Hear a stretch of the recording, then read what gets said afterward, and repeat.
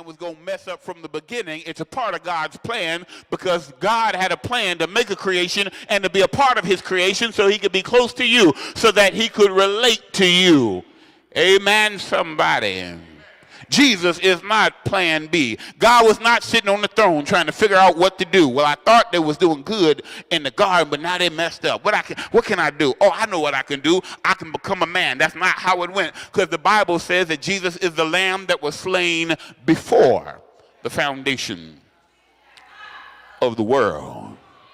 So God always determined that if you was going to make it to heaven, you was going to have to make it by Jesus. Before your mama met your daddy, you needed Jesus. Before your grandmama met your granddaddy, you needed Jesus. Before Noah got off the ark, you needed Jesus. Before angels came down and made it with women and made giants, you needed Jesus. Before Eve was taken from the rib of Adam, you needed Jesus. Before God said, let there be light, you needed Jesus. So you might as well stop walking around with so much pride, acting like you got it all together, because the fact of the matter is you need Jesus. Somebody ought to say amen.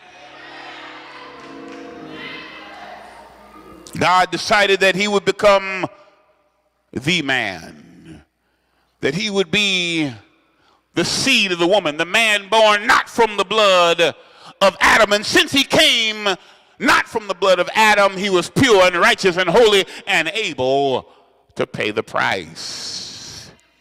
Now look with me at verse number 21.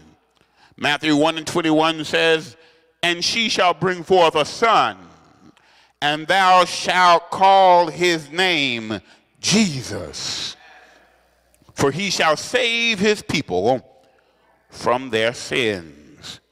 The angel said that Mary would have a son, and that you shall call his name Jesus, because he will save. Wait. You will call his name Jesus because he shall save.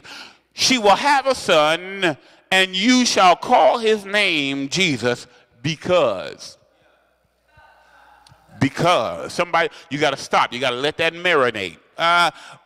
Of all the names in the world, we could have called him Buddy. We could have called him George. I think Mark is an excellent name, but God didn't choose any of those names. He picked one very specific name. You shall call his name Jesus. Why? Because he shall save his people from their sins. You see, Jesus is the modern English version of the Hebrew name Yehoshua, which is a compound name meaning Jehovah saves. Now, I want you to understand what you're hearing. You see, God decided that he himself would become a man. So he selected a virgin who was not just a young woman, as some try to say, but actually a young woman who had not engaged in sexual intercourse. She was engaged to be married, but she was still pure, sexually speaking. And he came out of the womb of a virgin, and he called himself what he is, because God is Jehovah, and Jehovah is the only God we're ever going to need. And God said, I'm not going to send George to save you. I'm not going to send Moses this time. Moses came last time, but he struck the rock 2 times. I'm not going to send David, because David was an adulterer and a murderer. I can't send Peter, because Peter will deny me. So I got to have somebody that's going to do it right all the way through. I'm glad that he didn't send you. And you ought to be glad that he didn't send me. But Jehovah said, I got to do this job myself. I'm going to come down there and be the man. I'll be the man of all men. I'll be the king of all kings. I'll be the Lord of all lords. And they're going to call me who I am. Jehovah who saves.